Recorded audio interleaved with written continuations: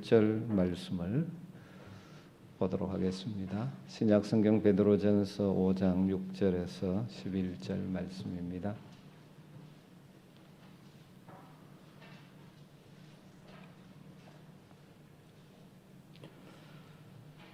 말씀을 한 절씩 교독하겠습니다. 그러므로 하나님의 능하신 손 아래서 겸손하라. 때가 이르면 너희를 높이시리라.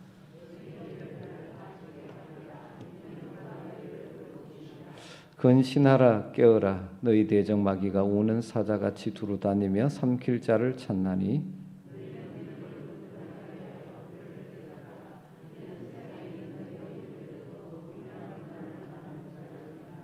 모든 은혜의 하나님 곧 그리스도 안에서 너희를 부르사 자기의 영원한 영광에 들어가게 하시니가 잠깐 고난을 당한 너희를 친히 온전하게 하시며 굳건하게 하시며 강하게 하시며 틀을 견고하게 하시리라. 권능이 세세무궁토록 그에게 있을지어다. 아멘. 꽤 오래전에 우리 성도들에게 많은 감동과 도전을 주었던 책 가운데 하나가 이용규 선교사님이 쓰신 내려놓음이라는 책이 있었습니다. 또 그 후에 또 더 내려놓음이라는 책도 쓰셨죠. 우리 모두가 하나님을 믿는다고 하면서도 쉽게 자신의 것을 내려놓지 못하고 맡기지 못하고 자기의 힘으로 더 높아지려고만 하는 우리의 모습이기에 이 땅의 관점에서 가치 있고 소중한 것이라고 생각하는 것들을 내려놓은 이 이승교사님의 삶이 우리에게 도전으로 다가왔던 것 같습니다. 이 땅을 살아가는 대부분의 사람들이 그토록 바라는 것 중에 하나인 이 세상적인 특권, 그분 같은 경우에서는 하버드에서 박사학위, 그에게 보장된 미래, 이것을 내려놓고 주님의 나라를 위해서 몽골 선교사의 길을 갔다는 것. 지금은 인도네시아에서 사역하고 있지만 그러한 삶이 참으로 가치 있고 행복한 삶이라고 간증하는 그의 말들이 성도들에게 도전이 되었던 것 같습니다. 여러분 어찌되었든 우리 모두는 구원받아 천국을 향하여 가고 있는 노마드, 유목민, 베드로 사도의 표현대로 하면 나그네로서 가장 기본적인 삶의 모습 가운데 하나가 나그네로서 거룩한 나그네 삶의 중요한 모습이 내려놓음이라는 사실을 우리에게 강력하게 도전해 주었다는 측면에서 굉장히 소중한 책이었습니다. 분명한 것은 우리 각자가 다 다르기 때문에 우리가 내려놓아야 될 것의 내용은 구체적으로 다 다르지만 하나님 앞에서 세상적인 욕심을 내려놓고 하늘의 소망을 가진 자답게 이 땅을 살아가는 것, 이것은 우리의 믿음의 삶에 너무나 중요한 요소라고 할 수 있을 것입니다. 이 베드로전서를 통해서 하늘의 산 소망을 가지고 고난이 있는 이 현실을 살아가는 성도들의 삶의 원리에 대해서 많이 배우게 되는데 오늘 베드로전서 5장 이 마지막 부분에 오면서 또 하나의 굉장히 잘 알고 있지만 소중한 메시지를 우리에게 던져주고 있습니다. 내려놓는 삶의 중요한 두 가지 측면인 겸손과 맡김. 겸손과 맡김. 이것이 이 땅을 살아가는 거룩한 나그네로서 구원받은 하나님의 백성으로서 하늘의 참 소망을 가진 자들로서 날마다 우리의 삶에 훈련해 가야 될 중요한 거룩한 삶의 방식인 것입니다. 오늘 말씀은 그래서 6절에 먼저 겸손하라고 말하죠. 그러므로 하나님의 능하신 손 아래서 겸손하라. 때가 되면 너희를 높이시리라. 하나님의 말씀입니다. 이 앞 문맥을 보면 교회 공동체에 속한 젊은이들에게 겸손으로 허리를 동이라고 5절에 권면하죠. 젊은 자들아 이와 같이 장로들에게 순종하고 다 서로 겸손으로 허리를 동이라. 하나님은 교만한 자들을 대적하시며 겸손한 자들에게 은혜를 주시느니라. 그렇게 이미 말했습니다. 겸손으로 허리를 동이라. 이 표현은 참 의미가 있는 재미있는 표현인 것 같습니다. 겸손으로 허리를 동이라. 아마도 베드로 사도가 이 말씀을 줄 때는 과거에 주님의 제자로서 따라다니면서 자기가 받았던 굉장히 충격적이고 도전적인 경험을 바탕으로 말씀하는 것이라고 볼 수 있습니다. 요한복음 13장에 보면 예수님께서 유월절을 앞두고 마지막 십자가의 길을 가기 전에 다락방에 모여서 제자들과 함께 유월절 식사를 하는 장면이 나오고 있죠. 유대인의 풍습에는 한 집에 손님이 오면 그 집의 종이 먼저 그 손님의 발의 먼지를 물로 씻어주는 것이 관습이었죠. 그러나 그날 그 예수님과 제자들의 모임에는 발 씻어줄 종이 없었던 것 같습니다. 발을 씻기는 씻어야 하는데 서로 눈치만 보고 있는 것이죠. 왜냐하면 서로가 종이 되기를 싫어했기 때문이죠. 이때 예수님께서 일어나셨습니다. 겉옷을 벗으셨습니다. 수건으로 허리를 동이셨습니다. 때에 물을 담아 오셨고 제자들의 발을 씻기기 시작하셨습니다. 제자들의 발을 씻기는 일을 마치신 후에 예수님께서 이렇게 말씀하셨죠. 너희가 나를 선생이라 또는 주라 하니 너희 말이 옳도다. 내가 그러하다. 내가 주와 또는 선생이 되어 너희 발을 씻었으니 너희도 서로 발을 씻어주는 것이 옳으니라. 내가 너희에게 행한 것 같이 너희도 행하게 하려 하여 본을 보였노라. 베드로 사도는 주와 선생 되시는 예수님이 허리에 수건을 동이고 무릎을 꿇고 제자들의 발을 씻기셨던 이 충격적이고 인상적인 이 장면, 그 사건을 가슴에 담고 사랑하는 성도들에게 부탁하는 것이죠. 겸손으로 허리를 동이라. 우리의 주와 구주가 되시는 예수님이 겸손히 섬기는 자리에 서셨듯이, 그리고 그 섬김의 삶의 절정으로 십자가에 자기 몸을 내어주어 우리 모두를 대속하여 구원하여 하나님의 자녀 삼아 주셨는데 우리 역시 겸손으로 허리를 동이고 서로 숨기는 삶을 살아야 하지 않느냐. 여러분, 어쩌면 이 땅에 이 시대 교회 공동체가 안고 있는 문제 중에 하나는 다른 사람이 자신의 발을 씻겨주기를 기대하는 예수님의 제자들과 같은 성도들이 많다는 것이 아닐까, 그런 생각을 해봅니다. 다른 사람이 섬겨주기를 원합니다. 나는 높아지고 싶습니다. 다른 사람이 섬겨주지 않으면 자신을 알아주지 않는다고 불평하는 영적으로 어린 신자들, 자신을 드러내고 싶은 자기 주장대로 생각대로 하려고 하는 성숙하지 못한 신자들이 많이 있다는 것이죠.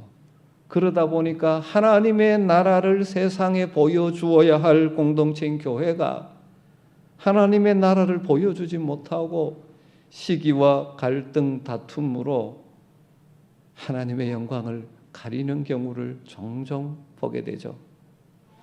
사랑하는 우리 한명교회 성도 여러분, 오늘 말씀을 통하여 우리에게 성령은 말씀하십니다. 겸손으로 허리를 동이라.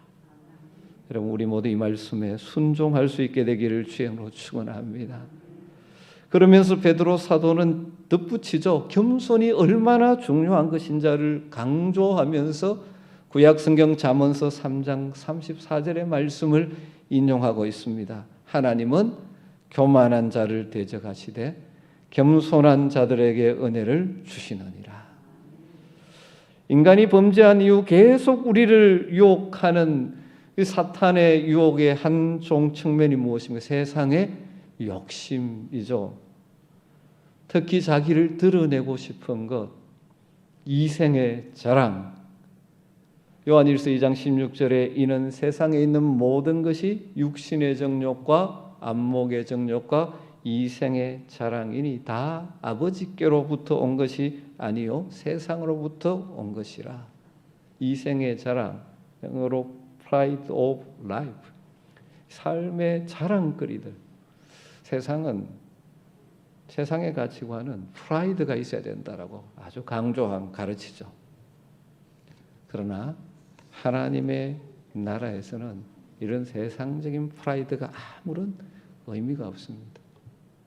감사하게도 우리 한명교회는 그런 일이 없어서 너무 좋은데, 어떤 교회는 가보면 조금 세상적인 이 기준으로 조금 있다고 생각하는 사람들이 그렇지 못한 사람들과 함께하지 않는 경우가 있습니다. 뭐 수준 차이가 난다, 뭐 이런 식의 이야기. 여러분 이건 너무너무 유치한 이야기죠. 여러분 우리가 배웠으면 얼마나 배웠습니까?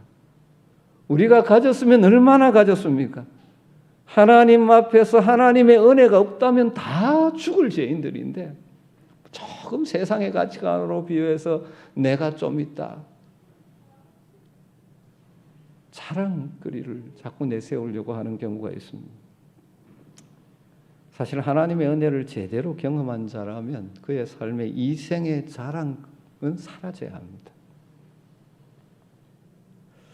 아직도 어떤 사람들은 세상의 프라이드에 매여 삽니다.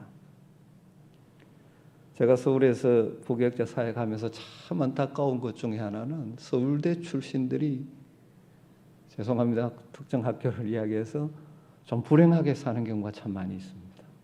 계속 제가 권사님 남편이 그런데 권사님은 뼈 빠지게 피아노 교실하고 막 살림을 꾸려가는데 남편은 탁 등록합니다. 왜? 내가 이런 일 못한다는 거죠. 여러분 학벌 자랑, 출신 자랑, 자녀 자랑, 뭐 아직도 그런 것들이 있습니까? 오늘 뭐라고 말씀해? 그거는 하나님께로부터 온 것이 아니라 세상적인 것이라고 말합니다. 여러분 우리 모두가 겸손한 자, 다르게 말하면 하나님 앞에서 우리의 자존심이 깨어진 자들이. 바울 사도는 뭐라고 고백합니까? 어떻게 보면 세상적인 조건으로 대단할지 모르지만 그것 다 뭐로 여겼다고요? 배설물로 여겼다고 말하죠. 주님 안에서는 그것이 의미가 없다는 것이죠. 그러면서 뭐라고 고백합니까? 내가 나 된 것은 하나님의 은혜라.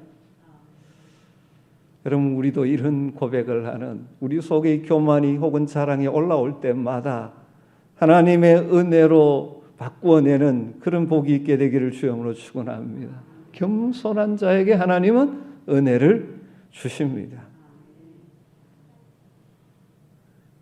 그 하나님이 겸손한 자에게 주시는 은혜 가운데 하나가 6절에 나와 있죠. 하나님의 높여주심, 하나님께서 높여주시는 것. 그러므로 하나님의 능하신 손 아래서 겸손하라. 때가 되면 너희를 높이시리라. 겸손한 자를 높이시는 하나님의 때가 있다는 것입니다. 특별히 오늘 말씀에서 주목해 볼 수 있는 표현 가운데 하나는 하나님의 능하신 손 아래서라는 표현. 하나님의 능하신 표현. 이건 구약의 뿌리를 둔 표현이죠. 하나님은 그 능하신 손으로 사람들을 낮추시기도 하고 높이시기도 합니다. 죽이기도 하고 살리기도 하시고 부하게도 하시고 가난하게도 하십니다. 하나님의 능하신 손에 있는 것이죠. 그런데 그 능하신 손으로 겸손한 자들을 때가 되면 반드시 높이신다는 것입니다.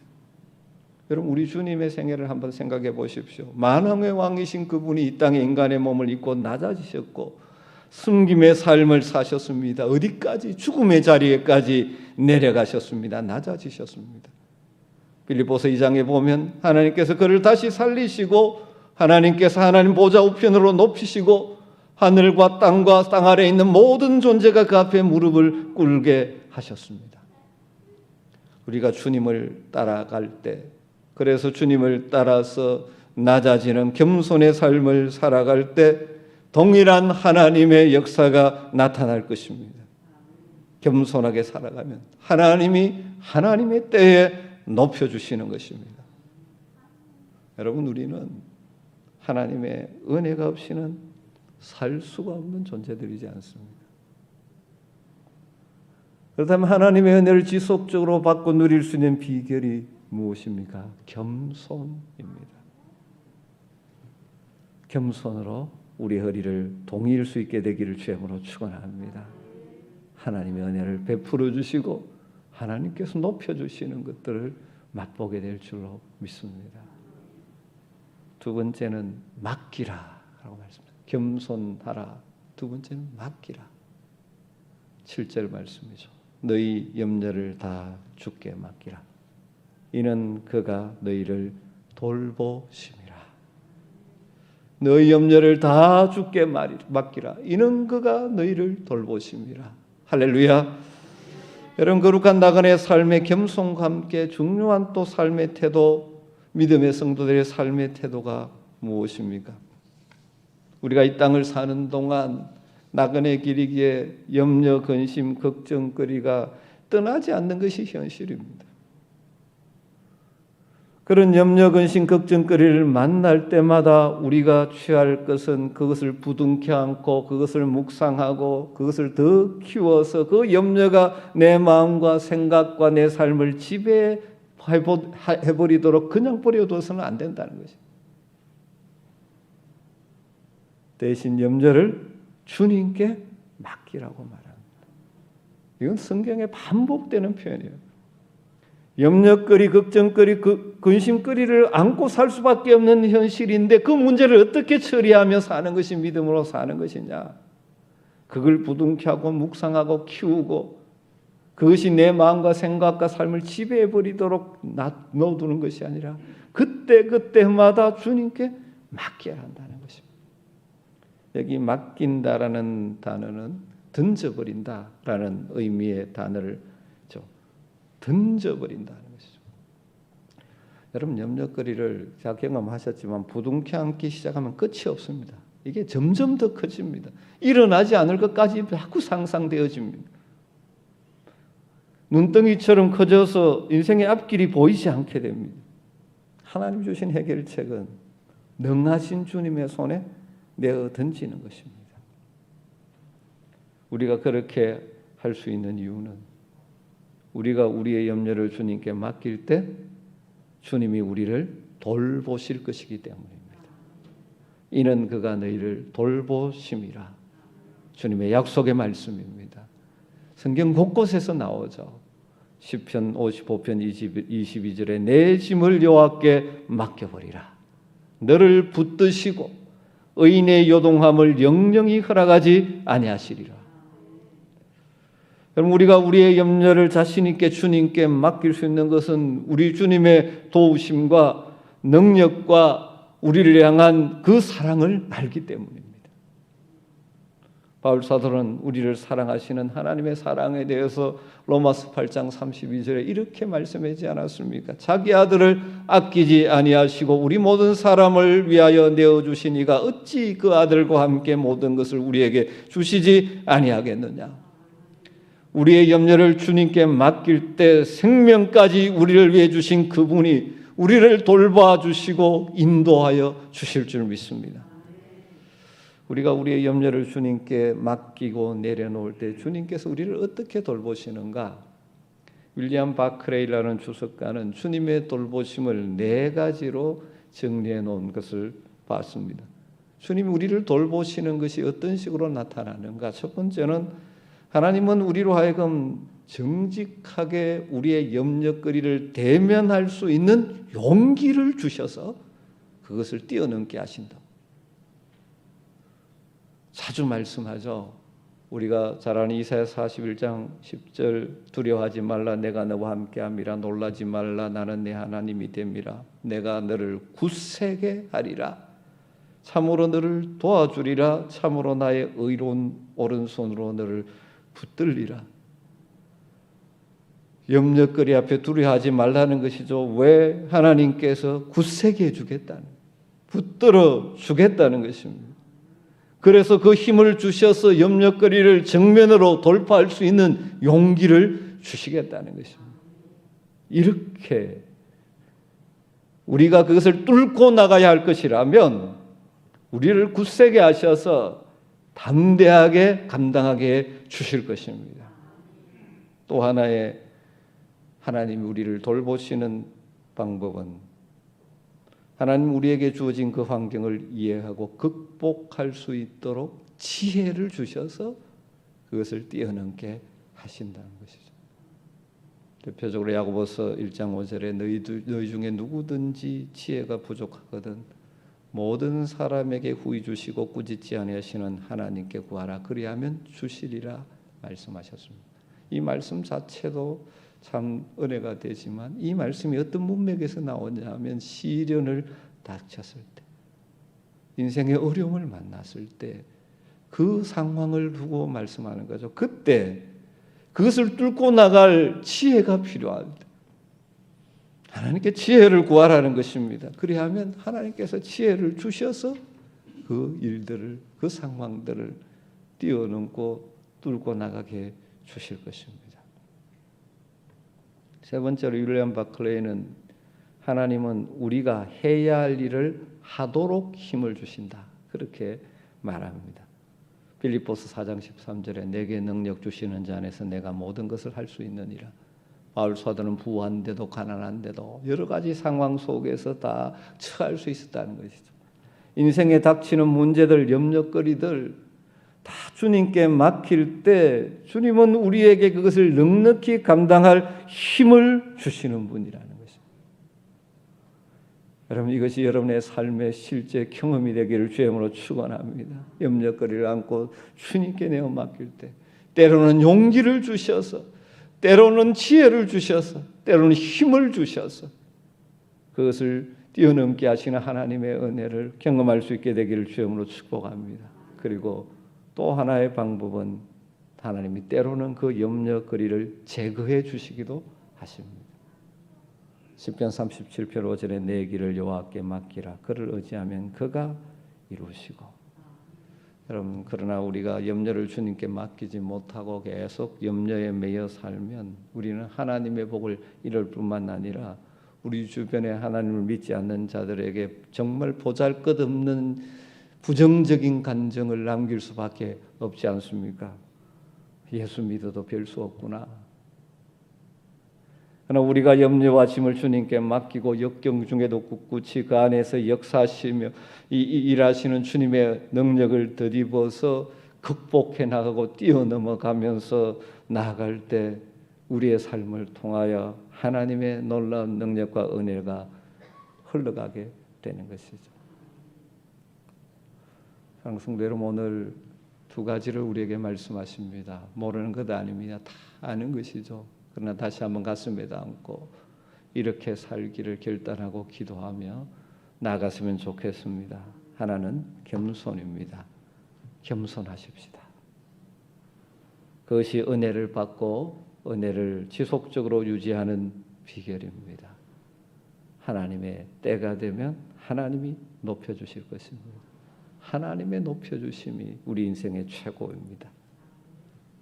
또 우리의 염려를 다 주께 맡기십시다. 주님께서 돌보아 주시겠다고 약속하셨습니다. 여러분, 오늘 말씀 6절과 7절을 우리 같이 한번 읽고 기도하도록 하겠습니다. 그러므로 하나님의 능하신 손 아래서 겸손하라. 때가 되면 너희를 높이시리라. 너희 염려를 다 주께 맡기라. 이는 그가 너희를 돌보심이라. 아멘. 우리 같이 오늘 말씀을 가슴에 담고 붙들고 기도하면 좋겠습니다.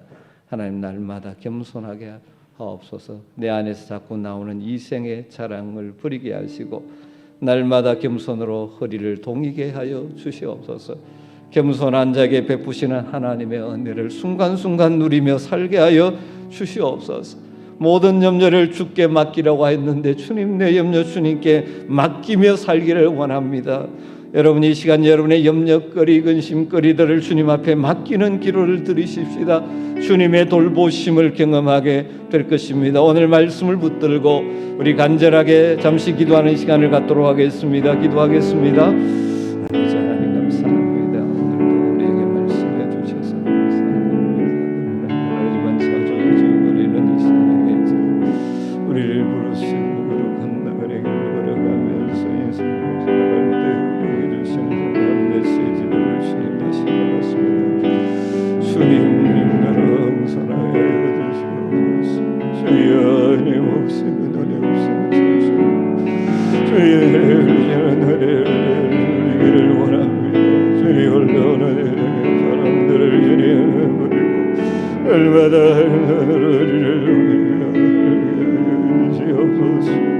아버지 하나님, 주는 하나님을 위하시고 주시옵소서. 하나님을 주시옵소서. 위원장이 내가 사랑하는 우리 성도들이 그렇게 되고 사랑하는 우리의 자녀들이 염려를 주님께 맡기라고 주님 말씀하시는데 주님에게 살기를 소망합니다. 주의 안습니다. 순간순간 짐이 내게 흔들게 들에 커져서 주님의 질 때도 왔습니다. 주님의 믿은 자입니다. 주의 인생한 방법을 알려 주시기를 원합니다. 주님의